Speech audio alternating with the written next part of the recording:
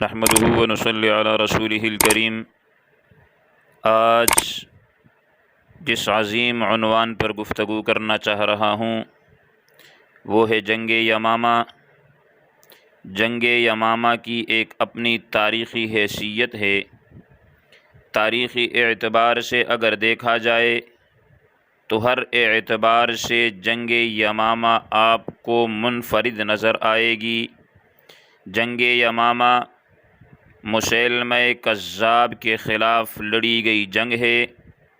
مسیلمہ کذاب وہ ملعون شخص تھا کہ جس نے پیارے پیغمبر جناب محمد الرسول اللہ صلی اللہ علیہ وسلم کی نبوت پر ڈاکہ زنی کی۔ آپ صلی اللہ علیہ وسلم کی نبوت پر ڈاکہ ڈالنے کی کوشش کی۔ آپ صلی اللہ علیہ وسلم کی نبوت پر قدغن لگانے کی کوشش کی۔ چنانچہ سیدنا صدیق اکبر کا زمانہ آتا ہے۔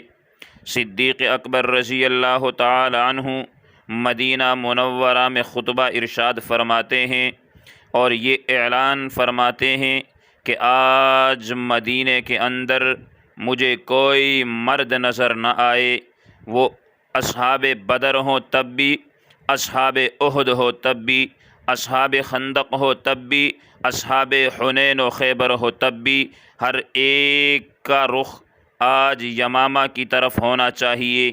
چنانچہ حضرت علی المرتضیٰ سیدنا صدیق اکبر سے کہتے ہیں، صدیق اکبر کہنے لگے کہ میں خود بھی اپنی تلوار نکال کر یمامہ کے میدان میں جانا چاہتا ہوں۔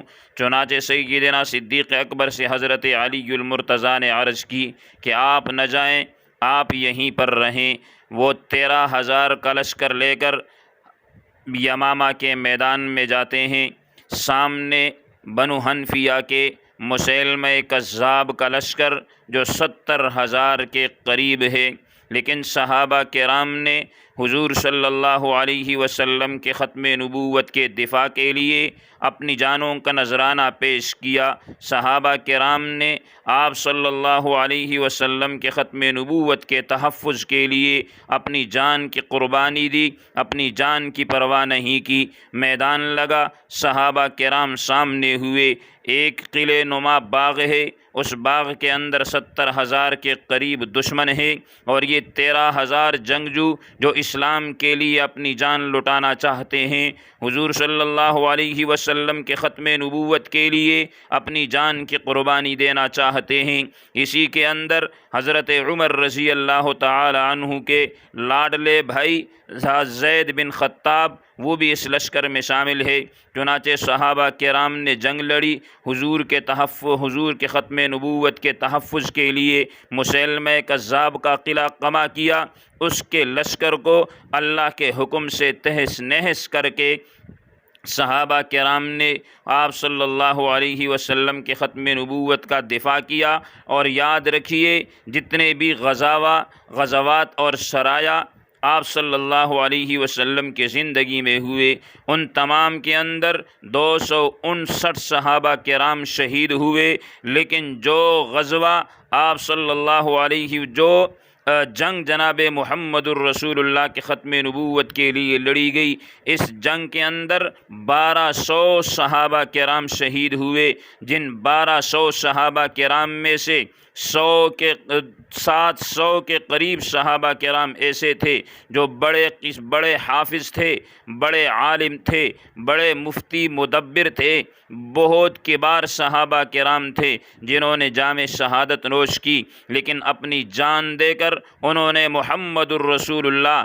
صلی اللہ علیہ وسلم کی ختم نبوت کا تحفظ کیا۔ تو ہمیں معلوم یہ ہوا کہ ہر چیز سے اعلیٰ جو ہے، ہر چیز سے پہلے جو ہے، ہر چیز سے اول جس چیز کا درجہ ہے وہ آپ صلی اللہ علیہ وسلم کے ختم نبوت کے تحفظ کا درجہ ہے۔ تو آئیے آج ہم بھی یہ عہد کریں کہ جنگ یمامہ کے اندر جن صحابہ کرام نے حضور صلی اللہ علیہ وسلم کے ختم نبوت کا تحفظ کیا، ہم ان صحابہ کرام کی ناموس کا بھی تحفظ کریں گے، ان صحابہ کرام کی عزتوں کا بھی تحفظ کریں گے، اور جناب محمد الرسول اللہ صلی اللہ علیہ وسلم کے ختم نبوت کا بھی تحفظ کریں گے۔ کہ محمد سے وفاتون تو ہم تیرے ہیں، یہ جہاں چیز ہے کیا لوح و قلم تیرے ہیں۔ اللہ رب العزت ہمیں حضور علیہ السلام کے ختم نبوت کے تحفظ کے لیے اور اصحاب رسول کے ناموس کے تحفظ کے لیے قبول فرمائے۔ وآخر دعوانا ان الحمد للہ رب العالمین۔